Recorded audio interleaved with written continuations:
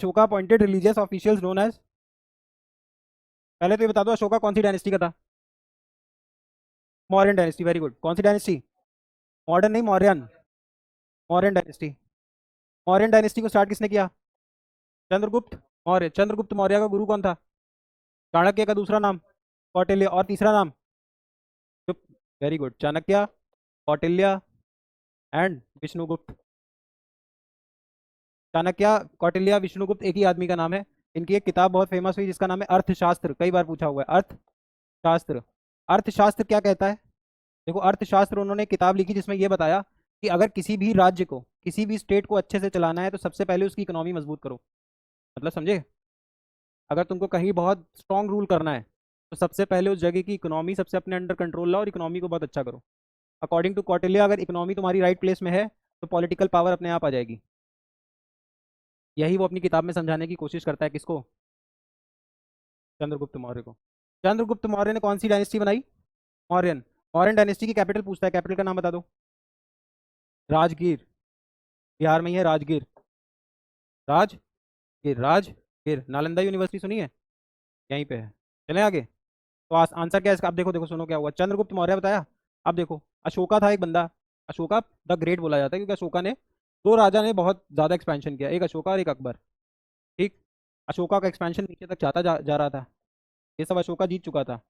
ये पूरा इंडिया जीत चुका था वो। अब अशोका नीचे एक्सपैंड कर रहा था। तो अशोका पहुंचा उड़ीसा। कहाँ पहुंचा? उड़ीसा। उड़ीसा के पास एक जगह है कलिंगा। उड़ीसा में एक जगह है कलिंगा। एक कॉलेज तुमने सुना होगा, कलिंगा इंस्टीट्यूट ऑफ टेक्नोलॉजी, क्या आईआईटी? सुना है? नहीं सुना है, कोई बात नहीं। उड़ीसा में एक जगह है कलिंगा। कलिंगा में इसने वॉर लड़ा। वॉर में ही जीत तो गया, पर उस वॉर में इसने देखा कि 2-4 लाख लोग मर गए, इसके बहुत सारे हाथी मर गए, इसके बहुत सारे फ्रेंड्स मर गए। तो इसको हुआ रिमोर्स। क्या हुआ? रिमोर्स क्या होता है? Feeling sad, only cry, he cried. अब इसको ये लगा कि यार ये तो बहुत गलत चीज़ है। तो इसने उसी दिन सोच लिया कि अब मैं नॉन वायलेंस में बिलीव करूंगा। राजपाट सब छोड़ दिया और बुद्धिज्म रिलीजन को अपना लिया। समझ में आया? क्या क्या याद करेंगे? अब देखो, अब क्वेश्चन क्या पूछा है। जब इसने बुद्धिज्म रिलीजन को अपनाया तो अब ये खुद बिलीवर किसका हो गया? नॉन वायलेंस का, है ना?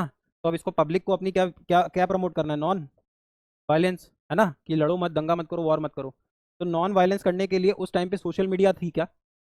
अशोका ने तो मान लो अंदर ही अंदर मान लिया कि मैं अब किस रास्ते जाऊंगा? धम्मा के रास्ते। धम्म के रास्ते। धम्म मतलब धर्म। धर्म का मतलब रिलीजन नहीं होता है। धर्म का मतलब होता है, धर्म का असली मतलब होता है योर ड्यूटी। एक हमें धर्म का मतलब रिलीजन बताया जाता है। असलियत में धर्म का मतलब है irrespective of the religion you come from. धर्म का मतलब है योर ड्यूटी। तो तुम देखो, लॉजिकल सही बात है। समझ में आ रहा है? जब पुराने शोध में बोलता है अपने धर्म का पालन करिए, धर्म का पालन करने का मतलब ये थोड़ी है तो हिंदू धर्म धर्म फॉलो करिए या इस्लाम फॉलो करिए, क्रिश्चियनिटी। धर्म मतलब your duty, follow your duty. तो अब उस टाइम पे सोशल मीडिया तो है नहीं। अब ये इस समय इतना बड़ा राजा है कि अशोका द ग्रेट आज तक बोलते हो, है ना? कितना पावरफुल रहा होगा। जब आज मोदी जी डेमोक्रेसी में थोड़े से पावरफुल है तब उनका कितना प्रचार प्रसार है, तो उस टाइम इनका तो कितना प्रचार प्रसार होगा। तो इन्होंने बहुत सारे ये बनाए थे, धम्म महात्मा। इन धम्म महात्मा का काम होता था आम आदमी को जाके किस बारे में बताना? Non violence. समझ में आया? धम्मा मतलब धर्म। धम्मा मतलब धर्म मीन्स ड्यूटी। बोरिंग है? थोड़ा बोरिंग तो रहता है लेकिन कोई बात नहीं। तो ये एक तरीके के रिलीजियस ऑफिशियल्स हैं, यस और नो? ये क्या है? ये रिलीजियस, क्या है ये? Religious official. एक चीज और याद रखो, ये जिस रिवर पे लड़ी गई थी वॉर, जो कलिंगा वॉर हुई थी, ये on the banks of river हुई थी। किसी नदी के किनारे हुई थी। उस नदी का नाम लिखो, दया। ये पूछा हुआ क्वेश्चन है, दया। दया नदी कहाँ पे है? कहाँ होगी? उड़ीसा में होगी। समझ में आया? लिख लिया ये सब? अब एक चीज और लिखो, इस टाइम पे दो रिलीजन बहुत हावी थे, एक था बुद्धिज्म और एक था जैनिज्म। बुद्धिज्म और जैनिज्म। जो हिंदुइज्म हम पढ़ते हैं, हिंदुइज्म अपने पीक पे आएगा गुप्ता पीरियड में। कौन से पीरियड में? गुप्ता पीरियड में। सुना है गुप्ता एम्पायर? गुप्ता एम्पायर में किस कौन सी चीज पीक पे थी? हिंदुइज्म। और इंडिया का गोल्ड लेवल भी बताते हैं उस टाइम पे सबसे हाईएस्ट था। हिंदुइज्म कब ग्रो कर रहा है? गुप्ता पीरियड में। गुप्ता पीरियड बहुत लेट आएगा। गुप्ता पीरियड से पहले कौन सा पीरियड आएगा? मौर्यन पीरियड। कौन सा पीरियड आएगा? डरो बिल्कुल मत। कौन सा पीरियड आएगा? मौर्यन ही मौर्यन, है ना? चंद्रगुप्त मौर्य, मौर्यन पीरियड। मौर्यन पीरियड में, हाँ अब देखो, तो उस टाइम पे दो रिलीजन अपने पीक पे थे, मतलब हिंदुइज्म से भी पहले पीक पे कौन था? बुद्धिज्म और जैनिज्म। तभी तो लोग बोलते हैं कि मस्जिद हटाओगे तो मंदिर मिलेगा। जो ऑपोजिशन में होंगे कुछ लोग बोलते हैं, वो बोलते हैं फिर मंदिर हटाओगे तो तुमको नीचे स्तूपा मिलेगा। मतलब समझे? नहीं समझे?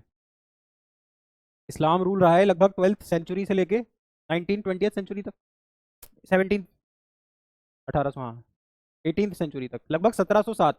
1707 में औरंगजेब की डेथ हुई है, उसके बाद मुगल डिक्लाइन कर गए। ठीक, तो 16th सेंचुरी मान लो, 18th। इधर इस्लामिक रूल रहा है, इधर बीच में 408 सेंचुरी के आसपास से हिंदुइज्म अपने पीक पे रहा है।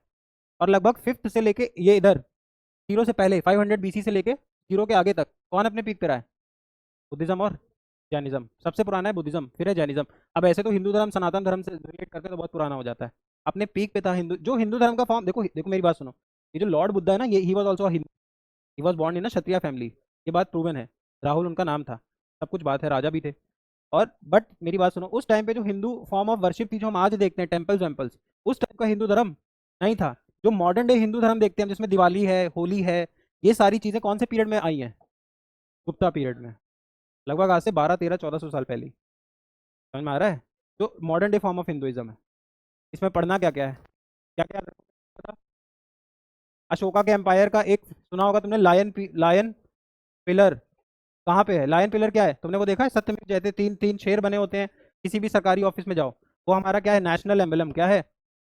National emblem. लायन पिलर, तीन शेर के स्तंभ। देखा है ना? अरे यार, ऐसे शेर बना होता है, फिर इधर एक होता है, फिर शेर बना होता है। तो ये लायन पिलर है। ये लायन पिलर असलियत में कहाँ बना हुआ है? सारनाथ में। सारनाथ कहाँ है? बिहार में। कहाँ पे है? बिहार में, एक्स्ट्रा कुछ भी नहीं है। कहाँ पे है ये? सारनाथ। सारनाथ में क्या है? Lion pillar. उसी को हमने अपना क्या बना लिया? National emblem. क्या बना लिया? National emblem. समझ पा रहे हो? पक्का? अब देखो, इसमें एक क्वेश्चन और पूछता है, कंफ्यूज मत होना। लायन पिलर से एक क्वेश्चन पूछता है कि लायन पिलर है कहाँ पे? तो सारनाथ में है। लायन पिलर बनवाया किसने था? अशोका ने। किसने बनवाया था? अशोका ने। उसी को हमने अपना क्या बना लिया? National emblem. असलियत में वो कहाँ है? सारनाथ में। सारनाथ कहाँ है? बिहार में। समझ में आया? अब उस लायन पिलर में कभी नोटिस करोगे, चार जानवर हैं, तो हम लायन पिलर बोलते हैं। उसमें फोर एनिमल्स हैं। वो फोर एनिमल्स कौन से हैं? बुल, हॉर्स, एलिफेंट और लायन। याद कैसे रखोगे? भेल। बुल, हॉर्स, एलिफेंट और लायन, याद रखना। Ashoka the great. Ashoka the great कहाँ वॉर लड़ा? कलिंगा में। कलिंगा में कौन सी रिवर? दया। रिवर कौन सी? दया। इसके बाद इसने क्या बना रखे थे? धम महात्मा। धम महात्मा क्या करते थे? These were religious officers. What they used to do was, they used to propagate the message of non violence given by Ashoka himself. ठीक। चलो, अर्थशास्त्र याद रखोगे। अशोका कहाँ, कौन सी डायनेस्टी से था? मौर्यन। मौर्यन का फाउंडर कौन था? चंद्रगुप्त मौर्य। चंद्रगुप्त मौर्य का चीफ एडवाइजर कौन था? चाणक्य। चाणक्य का एक नाम कौटिल्य। कौटिल्य से एक नाम और, विष्णु गुप्ता। अलग अलग होंगे, है ना? कोई स्कूल का नाम होगा, कोई पब्लिक का नाम होगा, कोई कोई घर का नाम भी होगा। और इन्होंने एक किताब लिखी थी जिसका नाम था अर्थशास्त्र। अर्थशास्त्र क्या कहता है? स्टेट मतलब economy. State is as powerful as the economy. Reason why China is able to dominate us. भाई, जिसके पास जितना पैसा होगा वो उतना वॉर में जीतेगा ही। इंडिविजुअल लेवल पे भी वो 50 लड़के खड़ी कर देगा। आगे